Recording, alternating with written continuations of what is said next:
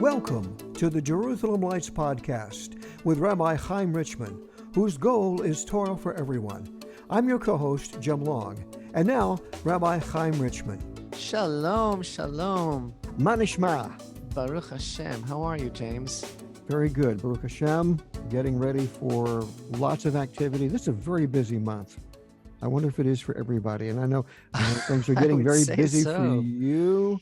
I know our listeners. The world feels busy these days, and First of all, it's Erev Pesach. Everybody's busy getting ready for Passover, and even if they're not aware of it, they're also still getting ready for Passover because it is something that is so bonded into existence, because it is so eternal, and it's such a foundational time for the whole world that I think everyone is feeling the resonance of it. Yeah. So certainly, how much more so everybody who loves Hashem and whose soul is linked to the concept of the truth of the Torah knows that this time is very, very exalted. But the thing is, first of all, it's so exhausting because we're so occupied now with getting ready for Passover, and when that's a code. When we talk about how exhausted we are getting ready for Passover, we basically mean that we are very involved with cleaning and removing the leaven from our possession, which is such a powerful idea. It doesn't really have a parallel in all of Torah, this idea of getting rid of all the chometz, cleansing, scouring, and even removing it from our possession altogether. Now, are you finished? And of course, are you finished yet with all of that? Have you got everything cleaned up? You know what we always say? We always say we'll get there somehow. somehow on the seder night, we'll all be sitting at the table, and we don't see it yet, the light at the end of the tunnel. But somehow we'll get there. I had no idea how exhaustive and how all-encompassing this cleaning of the chometz is until my first trip to Israel in '94, and I was there for Pesach and decided to clean my rental car. There was a line of cars at this car wash, and they were all there cleaning the chometz out of their car even. So because you have to clean for, even if you have an office, if you have more than one place of business, if you are renting a room somewhere, everything that you have anything to do with has to be totally devoid of all leaven. And again, when we talk about getting ready for Passover, it's not just that. There's also getting ready for the seder. There's also, because of the fact that the food that we eat over Passover has to be specially made for Passover, especially kosher for Passover. It's an effort to make sure that you have what you need. And there's also a lot of opportunities to do wonderful acts of kindness and mitzvot, because not everyone is able to afford everything, and not everyone is able to to buy what they need. And so we also need to see to it that everyone, all the needy, are included, and that everyone has all of their basic needs. And of course, the idea of the leaven comes from the fact that the essential focus of Passover is the Passover offering, which of course currently, unfortunately, we are not able to bring on the spot of the altar on the Temple Mount because of the geopolitical reality, or rather because the government of Israel does not allow the Passover offering to be brought. But it is an eternal covenant. It is a requirement that we are waiting to fulfill. And once again, this year, just this past Thursday night, there was a reenactment, a drill by the Temple Mount movements for practicing how the Passover offering would be brought. But in any event, when the Passover offering is brought, it can't be brought with any leaven in our possession. And again, there's this connection with leaving hastily with the matzot, as the verse tells us, that the bread didn't have time to rise. But again, there are level upon level of meaning, and the major idea that people can relate to is that the chometz represents hardiness. It represents hardiness. It's this idea of, Exodus 21 tells us, okay, our forefathers ate bread that didn't leaven. But why is the prohibition so serious? That it's actually kosher. This idea of the soul being cut off from the eternal body of Israel, if there is any chometz in our possession for the 7 days. It's not to be found in a Jewish home at all. And all year round, chometz is not prohibited, because the way of the Torah is not a way of asceticism. But what it does represent is it represents in a way the Yetzer Hara, because it's it becomes what is the word? Swelled up, it becomes inflated, puffed up like an ego. Yeah. But in bread, for example, leaven, which rises over time, adds flavor and enjoyment. And so there is an aspect of Yetzer Hara also, which is a need to enjoy, which connects to desire. And because Torah is not a way of asceticism, it's not prohibited all year round. But at this time, it would be an issue of being extraneous or wanton. And the reason why bread is forbidden during the 7 days of Passover is because this is a time which is like a time of birth, right? It's like Passover is like going through the birth canal, and then we come through the other side on the last night, crossing the sea. And the idea is, there is a natural human tendency, a disposition towards materialism, because of we are material beings. But specifically, Hashem forbade this 7 days of Passover, to have any connection to leaven, because the Exodus is a birth. And you know what? Jim, you and I always talk about how the fact that 7 days is the symbol of our world, right? Yeah. It's the symbol of the natural order of things.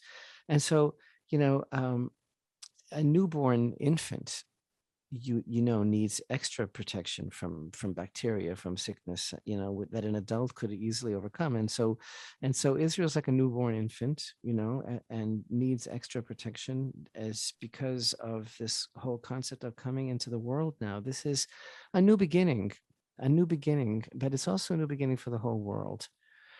And so this is the first thing that we've been involved with now for so long, is addressing the issue of the chometz. And hopefully that is having a profound effect on us internally also. It's a question of contemplation. It's a question of understanding what it's really all about, because the heart also is full of leaven.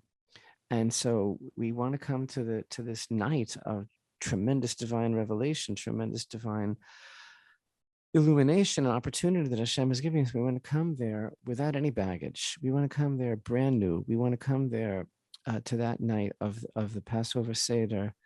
And I want to bless everyone that's listening to have a wonderful seder, because that night, and I know a lot of people that are listening are saying, wait a minute, can non-Jews celebrate Passover? Are we supposed to? That night for every single person can be the highest, most deepest, most exalted night there is. We can talk about exactly how and why, what that means exactly. But again, in every generation, the haggadah tells us we are obligated to see ourselves as if we left Egypt ourselves. Every single person has to feel part of it. And we all have our own story. We all have our own story of coming out of the narrow places that we've been in, and of coming out of constriction, of realizing that we have been steeped in idolatrous influences, and of being in distress in the straits, in between the straits, that everything that Pharaoh represents. And Hashem is giving the whole world this opportunity for coming to a new level of trust, and coming to a new level of faith. The oral tradition often talks about, when the sea was split, that bodies of water all over the globe actually divided. And I don't think this is metaphor at all. I think that everything, when you look into the process of this redemption, Josephus talks about the Egyptian soldiers who were like madmen charging through the divided waters, hoping to catch up with the Israelites, and how there was lightning and storms, and the weather was rampantly crazy and all this. There's even an historian in antiquity called Artapanus, and that he says at that time there was a comet making an arc across the skies from Syria down to Egypt. It was named after the god Typhon, and that it was the cause of storms and flooding and all types of, violent weather. And of course, what does that sound like when you're talking about storms? It sounds like typhoon. But even he cites the idea that the whole world was responding to this monumental event. So, and I think it was etched into the consciousness of humanity. mm-hmm. No wonder there's such an effort. No wonder one of your major thrusts in your extensive career and knowledge and professional approach towards Torah study and research. No wonder one of your main occupations is proving the Exodus, is basically showing how the Exodus is a historical fact and how there's no contradiction between the description in Torah and science and archaeology. And the reason I think that you need to do that, Jim, is because there is such denial. I mean, it's so ironic because the whole idea of Egypt and of Pharaoh was denial. The first thing that Pharaoh said to Moshe is, "Who's Hashem? I never heard of him. Yeah, I never heard of him, and you're also not going anywhere, right?" So he was all about denial, and so too, the whole spirit of denial that is this, infectious, terrible disease that is so rampant in the world today. This apostasy, this is Amalek. But it's also like the holy sages have taught us that in the generation that Mashiach comes in, the real war, the real battle for mankind, the real apocalypse is going to be a battle of faith, and not a battle of bullets, but it's going to be a battle led by governments that are going to be teaching and leading their people towards an abyss of denying that there is any creator, and that's institutionalized, right? And that's why the observance of Passover is an eternal covenant, never canceled, right? Exodus 12:14, this day shall become a remembrance for you. You shall celebrate it as a festival for Hashem for your generations. As an eternal decree shall you celebrate it. And that's why Pesach is the foundation of freedom for the whole world. And that is the intention of the sages who explain in the haggadah, which is the text used to celebrate Passover. Haggadah, of course, comes from the word lahagid or magid, which means to speak, to tell over. And it all comes from the verse in Exodus 13:8 that tells us, and you shall tell your child. And you shall tell your child. In fact, that one of the major components of the commandment of the Seder night is for a father to tell his child what Hashem did for me this night. And it is for me because again, whoever does not view himself as if he personally left Egypt on this night, the Haggadah tells us, has not fulfilled his obligation. And that there's a step towards freedom that we all have to take, and we all think that we take it, and we all want to take it, but in some place in our own private hell, that we're still in our own personal Egypt to some extent, we haven't taken this step completely. We're still enslaved to some false god somewhere. And this is what Passover is all about, because what it truly means to be free is not what most people think. The Torah's definition is not like most people would define. If I'm free, it means I can do whatever I want. Torah's definition of freedom is that I'm free to be a person, to have the opportunity to try to rise to my greatest potential. I'm free to be able to choose to do the right thing. In other words, freedom is an obligation. It's not a free for all. It's not just leisure. It's not just like, oh, I don't have to do anything. I'm free. No, freedom means you're the one who has to do the right thing. Yeah. And I think that's what our sages also allude to in the very pithy, succinct statement that they make. Who is a free person? One who is subservient to Hashem. Yeah. And what does that mean? Because if you're not subservient to Hashem, then your mind is clouded over with all the dross of this world, all the lust, all the confusion that clouds over the mind. You don't know what to watch on Netflix. There's so much. You better recommend something. You say, and so Netflix will recommend something. Oh, because I'm free. So Netflix can destroy my mind. Do you get the impression that I have an issue with Netflix? The point is, everything is so disgustingly agenda-sized to make people insane, to make people basically lose themselves completely. They don't know who they are, and so that they question their identity and their gender and everything, because that is the key to destruction. And the agenda is set, and it's predictive programming. The agenda has been set for the world to be destroyed by these small minds, but there is still a God in the world, and that's exactly what Passover is all about. And you know what? I talk about this generation. I know you want to say something, Jim, but I'm losing it here. I'm almost done. So we're talking about this generation, the generation fighting apostasy, fighting denial. And you know what the Chazal say? Our sages tell us in the Midrash that when Hashem pulled Israel out of Egypt, it was at the 11th hour. It was a completely overwhelming outpouring of heavenly illumination, of compassion, exactly at the right moments. And otherwise it would have been too late. We are so poised to have collectively, especially the Western world, our own Exodus experience, because everybody is caught up in the leeks and garlics of Egypt. Excuse me for getting political. We have a government that wants to basically say, you don't have to do any thinking, because if you do, you're probably anti-government anyway if you do any thinking. The things that you just mentioned, Netflix and getting up in the morning and wondering, what are we going to have for lunch today? Everything is falling apart, and it seems to be timed, and it seems to be connected. And just what about the domestic violence in America? And what about the shooting sprees in New York every single day? I need to tie it in to what's going on in Israel, because I think that everything emanates from what's going on in Israel, to tell you the honest truth, and the attitude of the media and the attitude of the world about this struggle definitely has a lot of impact on what's going on in the rest of the world, because there is a reciprocity. That's easy for you to say. Actually, it isn't at all.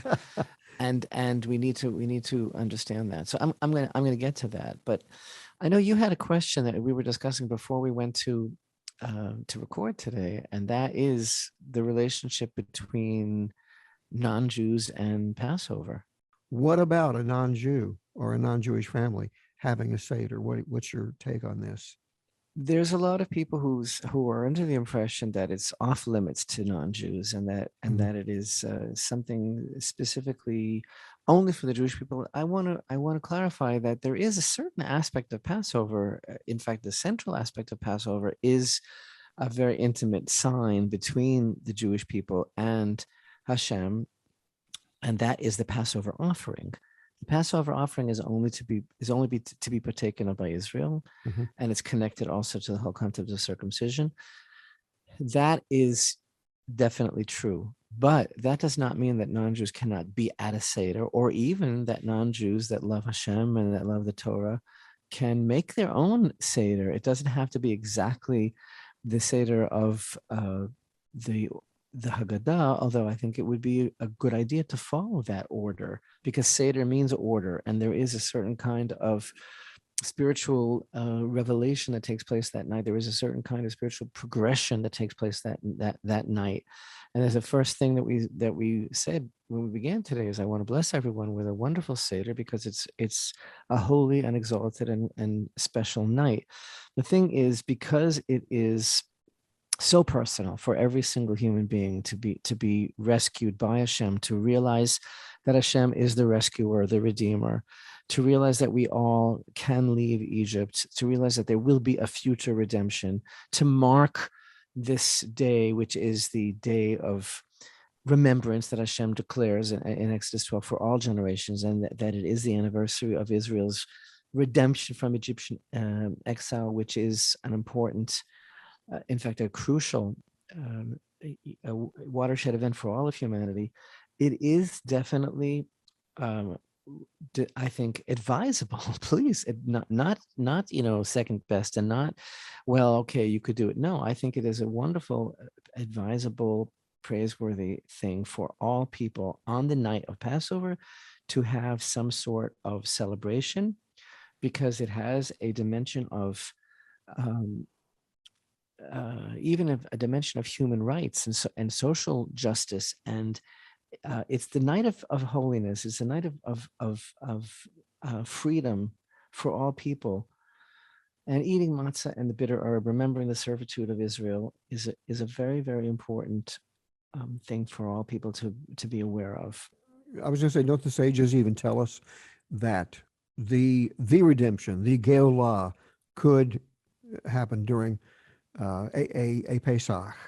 Happen anytime, Jim. That there are Yes, elements. there is this idea that Nisan, the whole month of Nisan, is a month of miracles. It's the time of redemption. It's the time of the establishment of the tabernacle. It's the time of Israel's exodus. And Hashem does tell us that the miracles of the future redemption will outshadow and outshine and dwarf completely the miracles of the exodus from Egypt. But it can be in a very sweet way also. Let's opt for a very sweet way.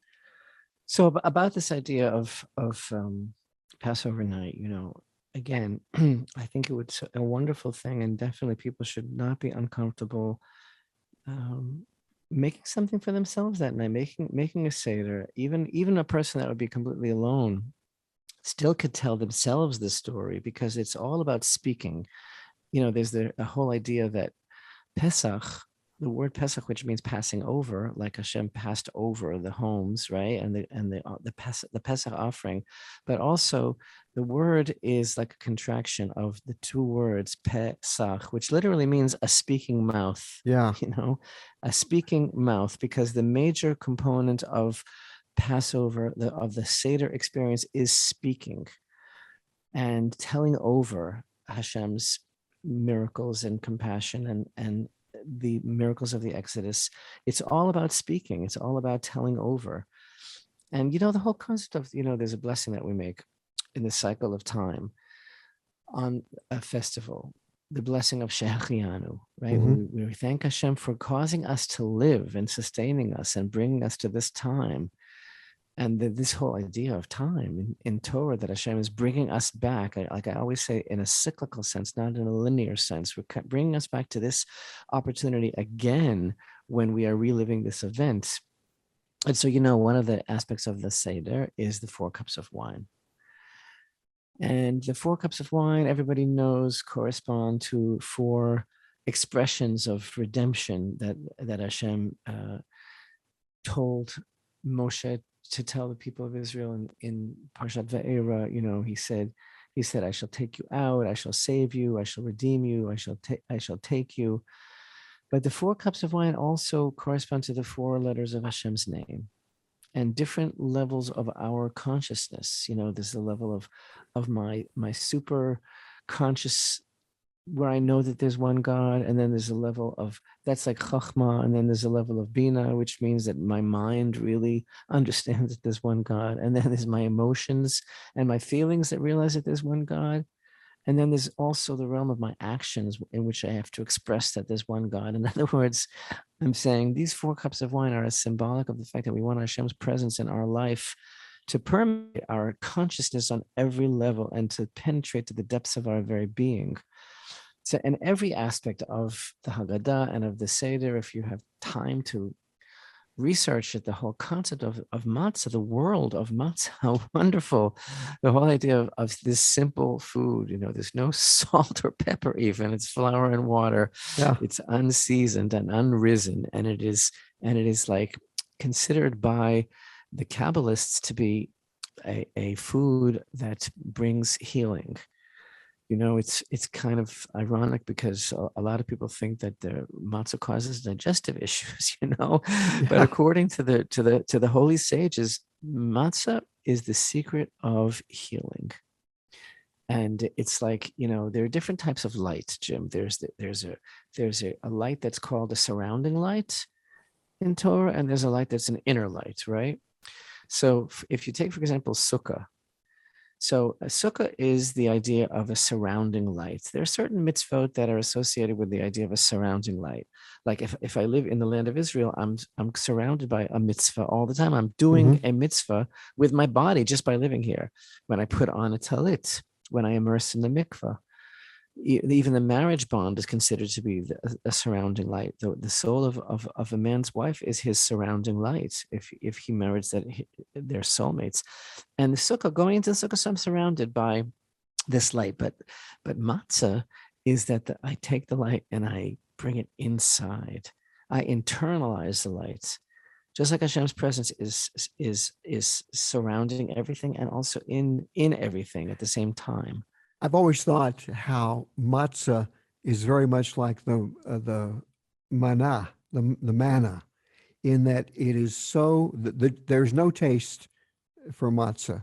It's very, if there is, it's very subtle. It reminds me of what they said about the manna, in that it tasted like whatever you wanted it to taste like. It was, the senses sort of filled in the blanks, if you will. And and of course, the wonderful thing about matzah is it lasts forever. you can snack on it all year long if you want to. So, and don't forget that Louis Armstrong, may his memory be a blessing, who I really, really love. Unbelievable person, unbelievable personality, and unbelievable part of American music history. Yeah. Don't forget that he had a lifelong love of matzah. That's right. And he always ate matzah his whole life. You know that he also wore a Jewish star. Yeah. He always ate matzah because of the affinity he developed for the food and for the Jewish people. He was actually born into poverty, into a very, very difficult situation, in fact. And he was raised by a Jewish family, right, who he spent time with in their home on Shabbat. And I believe that that family bought him his first trumpet as well. It's amazing. Anyway, if you read about Louis Armstrong and his biography, you will not be able to escape the fact that he talks about eating matzah all the time. He really liked it. So, yes, our listeners may be surprised to find out that I am a lifelong fan of Louis Armstrong. But then again, you and I don't get to talk about our musical preferences too often. We just make cryptic references here and there. Yeah. But no biography of Louis Armstrong will not touch upon his obsession with matzah and with marijuana. He was never far from. He was never far from either of them. He always made sure to have an ample supply of both. By the way, just let that pass. That should not be construed as an endorsement thereof. No. I'm just talking about reading about the man's life. That's all. Yeah, fascinating guy. Exactly. So what? So just to emphasize that again, though, absolutely wonderful idea for everyone to mark that night somehow with the celebration of redemption, with the memorial of Israel's exodus from Egypt, with the acknowledgement that Pesach, which means to tell over, literally to tell over the miracles of Hashem. We can tell over the miracles of Hashem in our own lives that night as well. It is the foundation of freedom for the whole world, because the foundation of freedom is our acknowledgement and thanks to Hashem. And that's exactly what's being taken away from us today, big time.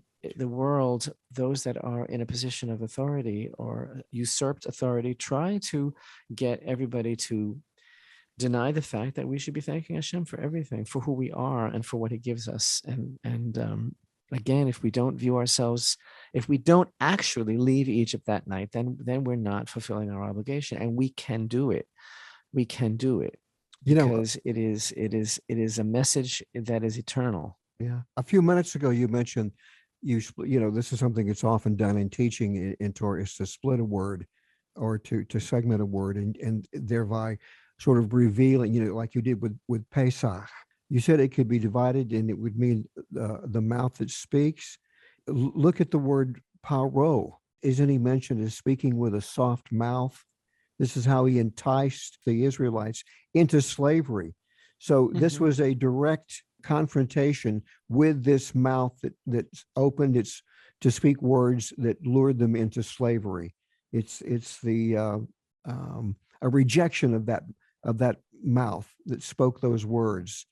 And he was all about this sleight of hand. His magicians. It was all about illusion. It was all about projecting a reality that doesn't exist at all, as was the pantheon of Egyptian gods. Yeah.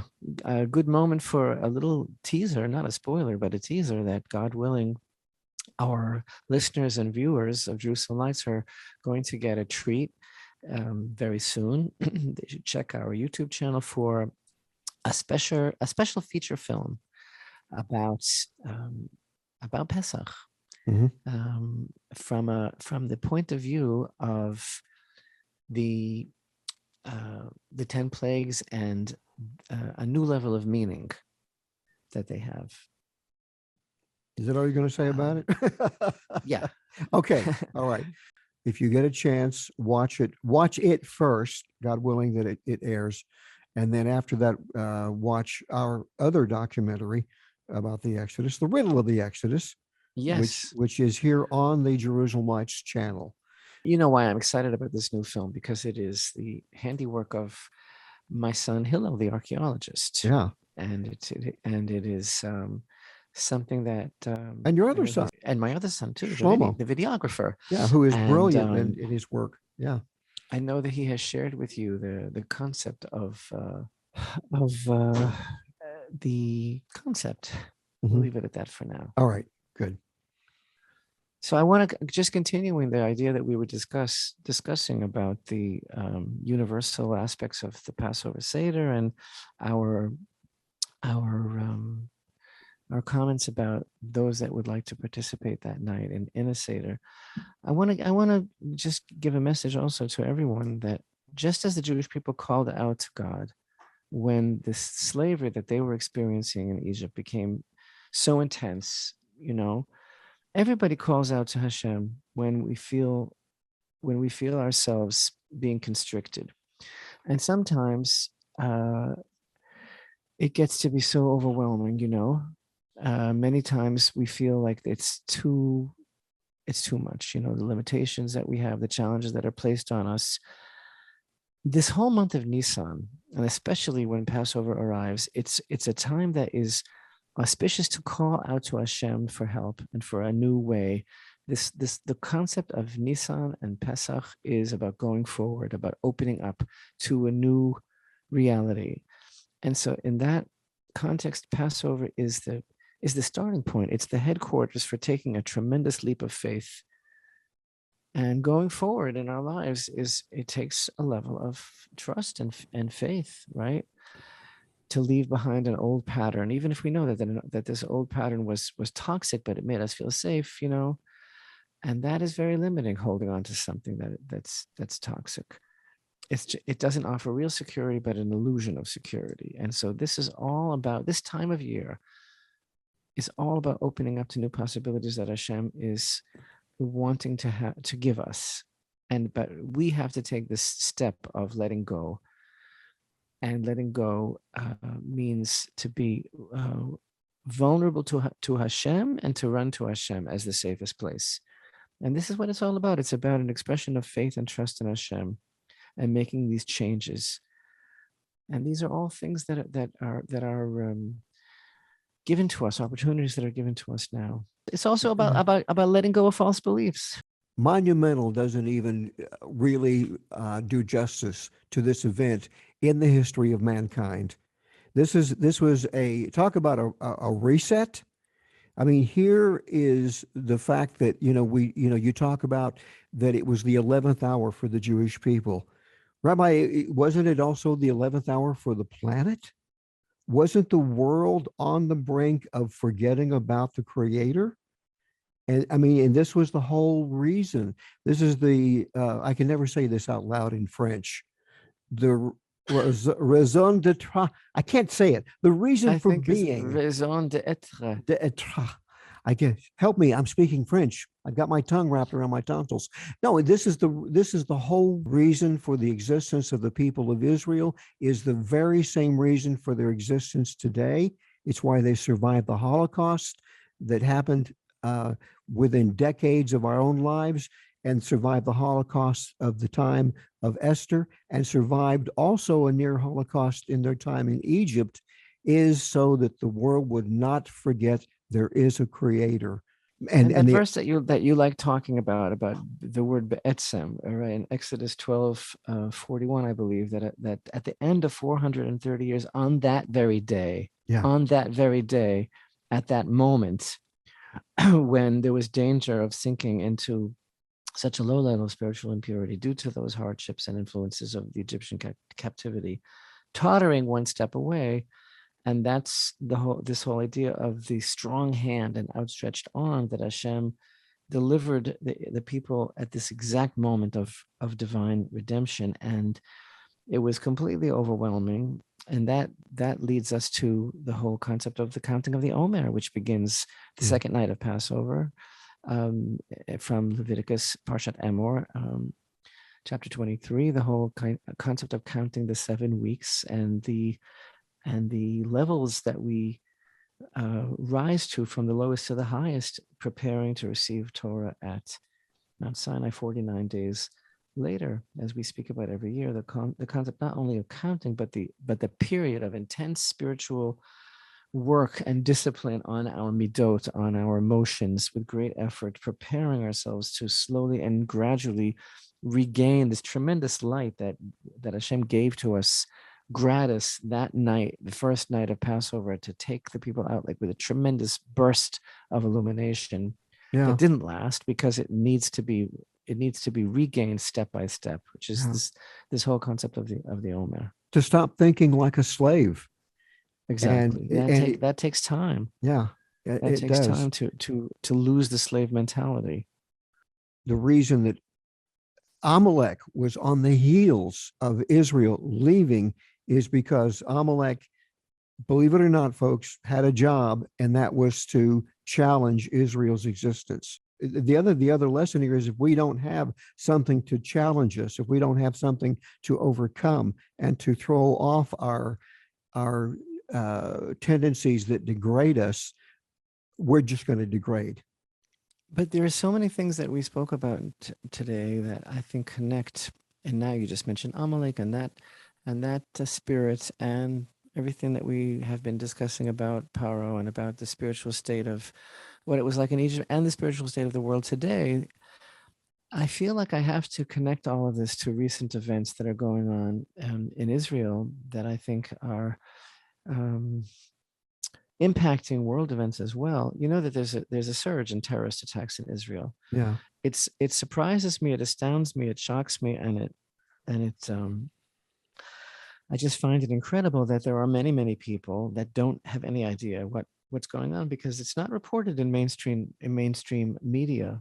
You know, there have been recently there have been 4 deadly attacks here in Israel, and just a couple of days ago, Palestinian rioters destroyed once again Joseph's tomb, which is under the jurisdiction of this Palestinian Authority that are supposed to be, partners for peace, and who has commitments to international agreements and this type of thing. And it's amazing to me. It shouldn't be, but it is amazing to me that mainstream media did not report the incredible story of this pogrom that took place, that Palestinians destroyed a holy place to the Jewish people, the tomb of Joseph. Speaking of the story of Egypt, by the way, last night,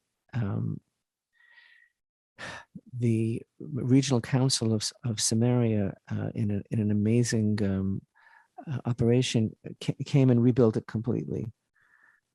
But it was a horrible act of destruction. And the thing is, what's amazing is that Israel has this commitment to freedom of worship for all religious groups, right? It's always been guaranteed. And if you look at these images, for example, it's Ramadan. Now, we've discussed that. And you look at these images of thousands of Muslim worshipers attending Ramadan prayers at the Temple Mount on Friday, right? Because of Israel's worship at promise of freedom of worship.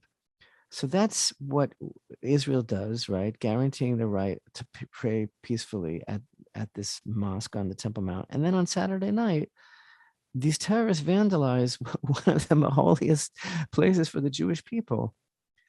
And everybody is completely silent about that. Was it Moshe, one of the things he was busy with before Passover and before they left Egypt? Wasn't he busy relocating Joseph's coffin He's the one who took it out on the Exodus. Yeah, it was hidden away, I think, in the Nile, I think. Yes. And this was to keep this kind of thing from happening, because you had a society who rejected Yosef and his gifts and the blessings he brought upon the land of Egypt. Jim, the most that the mainstream media does, I find, is talk about, let's say, tensions between Israel and the Palestinians spiking. Mm-hmm. And they'll say after a string of deadly terror attacks, but they always talk about Israel's reaction. They always talk about what Israel is doing, and that's where they start the equation, right? So it's just so ironic that it's all basically ignored. You find a headline like Israeli forces kill 4 Palestinians as violence escalates following terror attacks. It's just so incredible. And then you have all this speculation. What would cause this kind of thing? There's an article in the New York Times. Let me show you.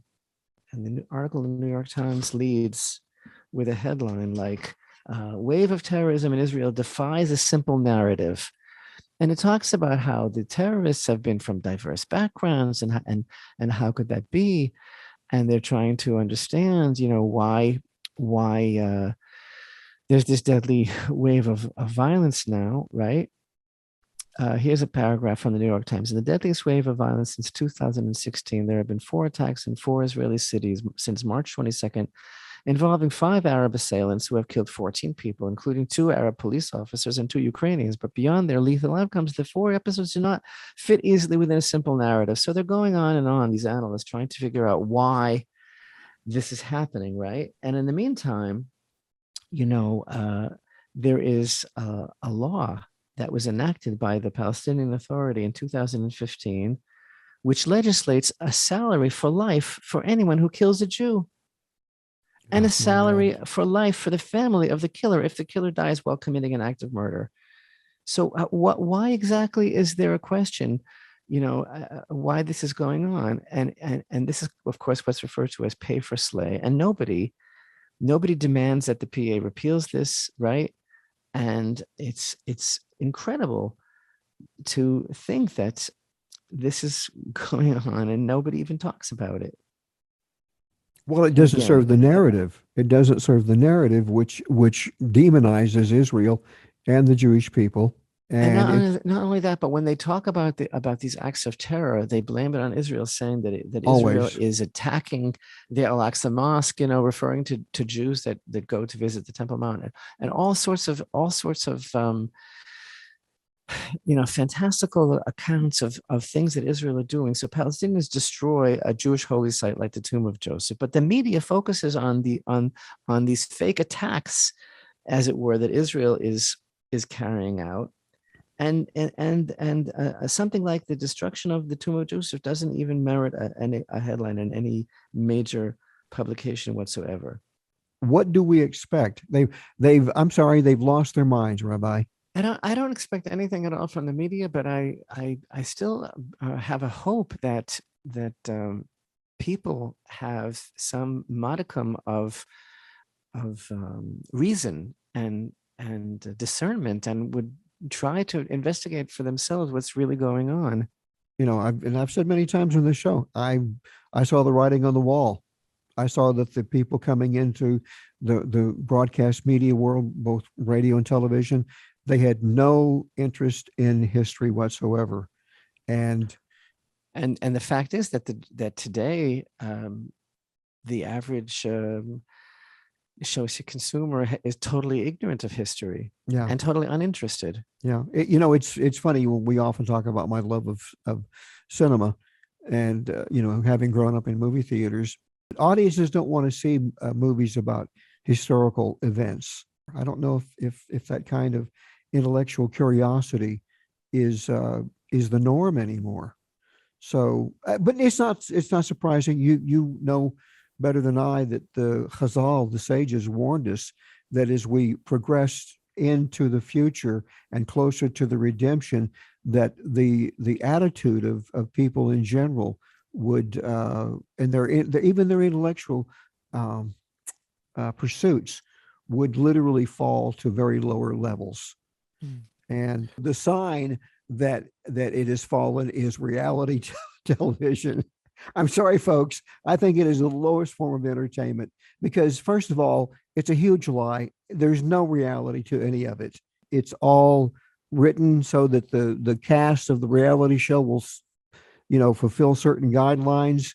My son worked on a reality show, and it was all acting on the part of non-actors. So I'll shut up. We're talking about Passover. Come on, Jim. But we're all in a reality show, Jim. We're all in there's a reality that. show. There's that. So, and the thing is, the reason that I brought up what's going on in Israel. First of all, I want everyone to know. Second of all, it's a matter of life and death. Third of all, it affects every single person because it's about Hashem's honor. Because the people of Israel and the state of Israel are Hashem's honor. But the thing is, the reason that I think it's so closely connected to everything that we're discussing, I think it's the same thing altogether. Because the forces that Egypt represents, that Pharaoh represents, the concept of Amalek's attack and everything, the whole spirit of denial that we've been talking about, that not only was the tool of Pharaoh and his servitude of Israel, but also it's described as the characteristic of the generation that we're living in today. That's what's going on now. In other words, Israel is still struggling to exist. Israel is still struggling for justification in the eyes of the world. Israel is still treated, with a completely different set of rules. It's still teetering and tottering, as it were, and needs to defend itself from these, from false allegations and from this force that's trying to uproot from the world. Nothing's changed there at all. And so the concept of Passover, that again, I reiterate, is so important for everyone who loves Hashem. It's about a new beginning altogether, being able to utilize the divine cycle of time as a vehicle to relive the core essential experience of Yetziat Mitzrayim, of exodus from Egypt, that is seared into global consciousness. And Torah does not anticipate or expect or require that we commemorate a distant event from in some misty past. That's the idea. And it's for everybody, right? What does it say in Exodus 10:9? What did Moshe tell Pharaoh? With our young and our old we shall depart, right? This is the ultimate quintessential Jewish experience. And the message of Torah for the whole world is that we're not stuck in the past. We are always moving towards the future. We are always alive in this moment right now. It's God's eternal now. And so my question for all of our listeners that love Hashem, that want to be part of the God moment now, is, can we truly seize this moment, the promise of this moment of Passover, and rise to our potential? Because if we can, then we can truly march towards true freedom. And the true freedom is only attained when we cease to live in denial, when we recognize the places that we are holding back from Hashem and the places that we are still guilty of idolatry. And when we begin to live our lives illuminated by the highest light that Hashem has given us of our own soul, of the promise of really living free and upright, that's what Pesach is really all about. And it's a promise that was made to all mankind, that we don't have to be in bondage and slavery, all sorts, physical and spiritual. Passover presents all people with an opportunity to acknowledge the miracle of God in our own lives. And therefore, that night, Passover night, is holy for all humanity. And I urge all people to strive to fulfill this opportunity and not to waste the opportunity, but to acknowledge Hashem and to take a stand for him, because that's what leaving Egypt is really all about. That's why we're going through everything that we're going through. That's why we're getting rid of the leaven. That's why we eat matzah and bitter herb. That's why we drink the 4 cups of wine, because there's only a God in the world and nothing else. Not, oh, I have a religion. I have Netflix. I have a ritual. Now it's time to sit down and eat matzah and drink wine. No, Hashem is my reality, and that is all there is. That is all there is. Found this in the Talmud in Sota 2a, and that is in the time when the Egyptians, especially the Paro, were trying to decide what to do about this promised Redeemer. Even Paro knew there was a Redeemer coming, because it was foretold that he would destroy Egypt. He would bring it down. And when his court astrologers came to him, they told him, this Redeemer has been born, but we don't know where he is. And Paro was so afraid that the Redeemer might even be an Egyptian, that his first command was to throw not only Hebrew children into the Nile, but also Egyptian children into the Nile. And what do the Palestinians always say all the time? They want to push Israel into the waters of the sea. And on that note, I wish you and all of our listeners the most wonderful, exalted, holiest, deepest, highest night of the Seder, night of Passover, and the week of Passover. May it be a time of joy, of peace, of wisdom, of love and fear of Hashem, of community and unity, and every heavenly blessing. And may we really take this opportunity to seize the moment, to really, really, really focus on our relationship with Hashem, be thankful, acknowledge the miracles in our life, acknowledge leaving servitude behind and marching towards the true freedom of living with Hashem at every moment. And may it be a wonderful, wonderful time of redemption. May we really see this promise fulfilled and unfolding before our very eyes. In Nisan we were redeemed, in Nisan we shall be redeemed. May we deserve this redemption. May we all be truly united in the service and recognition of the one true living God. Amen. Chag kasher v'sameach. Everyone have a wonderful, kosher, beautiful, joyous Passover. Amen, Rabbi, and Chag Sameach to you and your family. Chag Sameach.